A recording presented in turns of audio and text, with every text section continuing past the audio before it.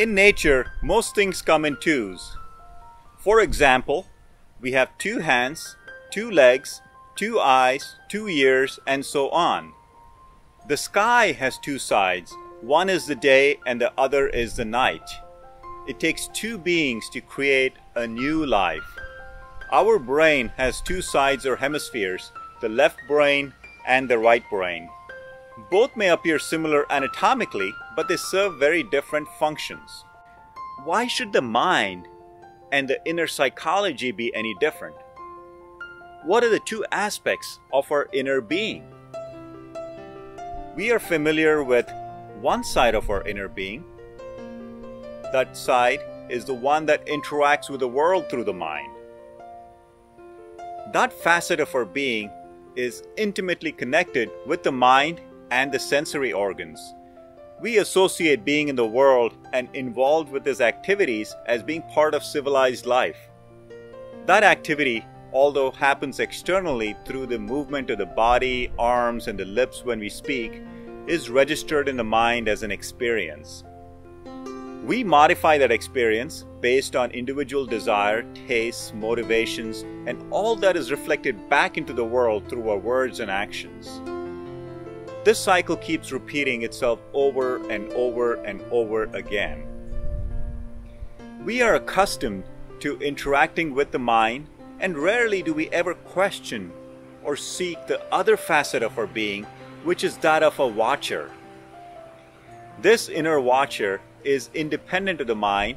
It does not directly influence or interact with the mind, but it simply watches. The inner watcher is qualitatively more closely aligned with our power of awareness. Awareness, in its purest sense, is energy. It can be transformed through interaction with thoughts into an experience of a being separate from others. That's where the drama of life plays out. We forget that we are the ones who supply energy to thoughts, motivating them, and when they grow up to our liking, we cling to them as if they are our own. When they grow up to become what we don't like, thoughts cling to us even if we don't want anything to do with them. This is because we fed them in the first place and began to identify with them. The energy of awareness gets transformed into the form of our own thoughts.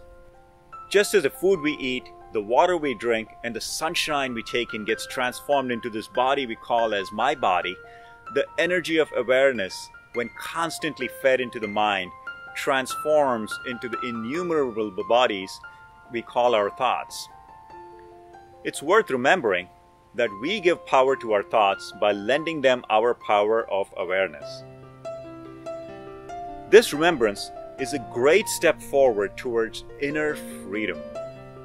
If we give all our attention and energy towards understanding who is observing whom, it will give us an entirely new perspective on the mind.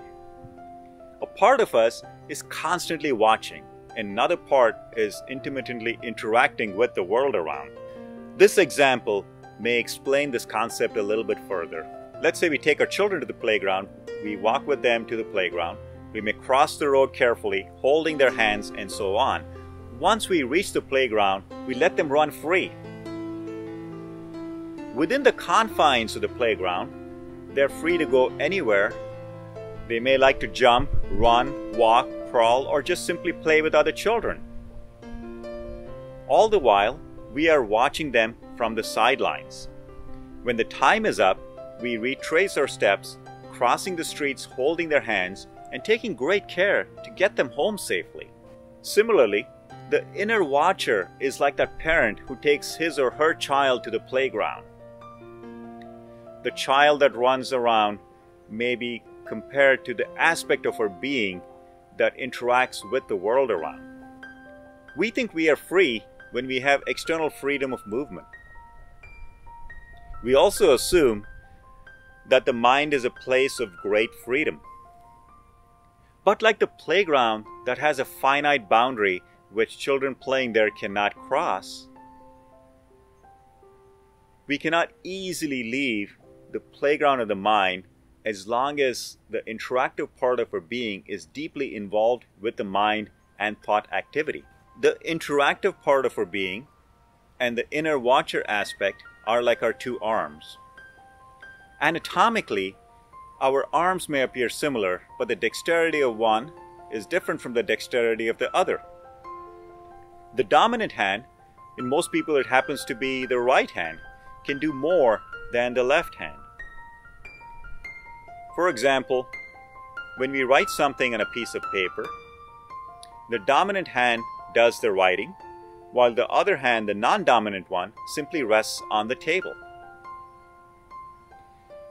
Wherever one arm goes, the other has to go. Both are attached to the same body. We cannot say one is more important than the other. Both serve their functions equally well.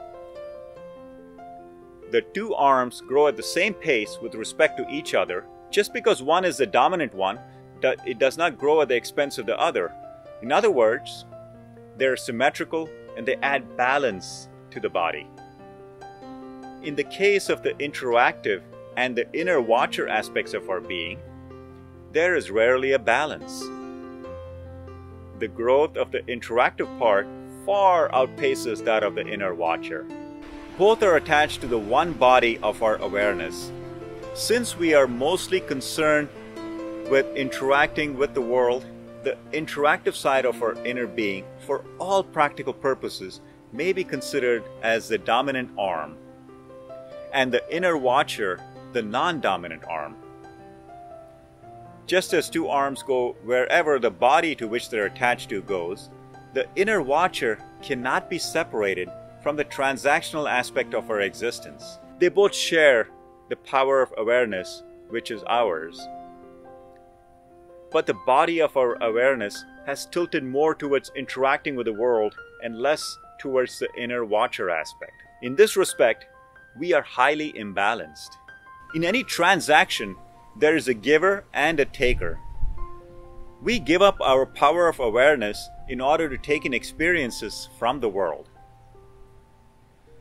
Although this power of awareness comes free, it is inexhaustible and we don't need anyone's permission to use it. We forget that time is the limiting factor. At one point, we will have to give up this world of twos, including access to the interactive and the watching or the observing aspects of our being. There is no need to completely insulate ourselves from the world and become one with the inner watcher and let life unfold as it pleases, indifferent to the outcome. That would only shift the imbalance to the other side, that is towards the inner watcher. Just as we need two hands to clap, we need both aspects, one to interact with the world and the other to simply observe. In order to live a balanced and fulfilling life, if one hand is tiny and the other hand very large, we cannot clap. In the same way, if the interactive aspect and the inner watcher are both equal and symmetrical, we can easily clap to the constant rhythm of life. Clapping is associated with joy, happiness, and a way of expressing our appreciation. Have we ever stopped to appreciate life? True appreciation of life lies in how we wield our power of awareness, being watchful as we freely act in the world. When we balance the two aspects of our being, that which interacts with the world and the other which watches, we become more aware, more happy, and simply grateful. Our movements become more graceful. When we move our hands with an awareness of the hands moving, the movement automatically slows and becomes more deliberate and graceful. When we observe our breathing pattern without signaling it to slow down or making a conscious effort to slow it down, it slows down on its own. In similar fashion, when we are aware of the mind and its actions, its activities, it slows down. Slowing down of activity of the mind does not imply laziness or stupor.